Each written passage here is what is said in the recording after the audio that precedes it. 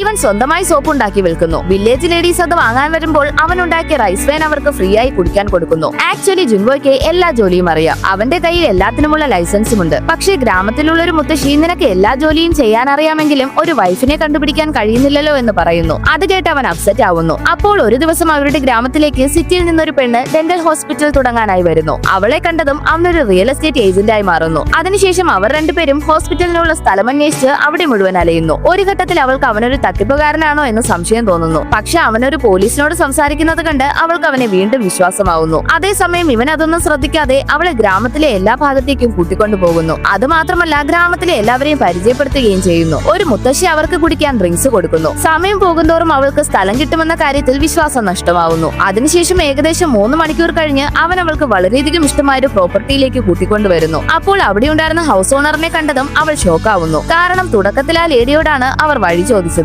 നിങ്ങളുടെ സ്വന്തം ബിൽഡിംഗിലേക്ക് വഴി കാണിക്കാനാണോ നിങ്ങൾ 3 മണിക്കൂർ എന്നെ ചുറ്റിച്ചതെന്ന് അവൾ ചോദിക്കുന്നു. അതിനുശേഷം ഇത് എന്ത് തരം തട്ടിപ്പാണെന്ന് ചോദിക്കുന്നു. അതിനാൽ ലേഡി, ഈ ഗ്രാമത്തിൽ ആരും ആരെയും പറ്റിക്കാറില്ല. ഇവിടെ നിന്റെ ഫേസ് ആണ് നിന്റെ ID കാർഡ്. അതുകൊണ്ടാണ് നിന്നെ എല്ലാവരെയും പരിചയപ്പെടുത്തിയതെന്ന് പറയുന്നു. അതേസമയം ഇവൻ പ്രായമായവർക്ക് ഡിസ്കൗണ്ട് കൊടുത്താൽ നിനക്ക് റെന്റും കുറവായിരിക്കുമെന്ന് പറയുന്നു. അതിനുശേഷം നിനക്കതിന് സമ്മതമല്ലെങ്കിൽ ഞാൻ പോകുന്നെന്ന് പറഞ്ഞ് അവൻ അവിടെ നിന്ന് പോകാൻ തുടങ്ങുന്നു. എന്നാൽ അവൾ അവനെ കാലിൽ ചവിട്ടി സ്റ്റോപ്പ് ചെയ്യുന്നു. അവസാനം അവർ കോൺട്രാക്റ്റിൽ സൈൻ ചെയ്യുന്നു. അവൻ അവളുടെ കയ്യിൽ നിന്ന് വളരെ കുറച്ച് ഏജന്റ് ഫീസ് മാത്രമേ വാങ്ങിയുള്ളൂ. അതിനുശേഷം ഹോസ്പിറ്റൽ റിനോവേറ്റ് ചെയ്യാൻ സഹായം വേണോ എന്ന് ചോദിക്കുമ്പോൾ നിനക്ക് അതെല്ലാം അറിയാമോ എന്ന് അവൾ ചോദിക്കുന്നു. ഉടനെ അവൻ തന്റെ ലൈസൻസ് എല്ലാം എടുത്ത് കാണിക്കുന്നു. അപ്പോഴാണ് അവൾക്ക് അവൻ ആരാണെന്ന് മനസ്സിലാവുന്നത്.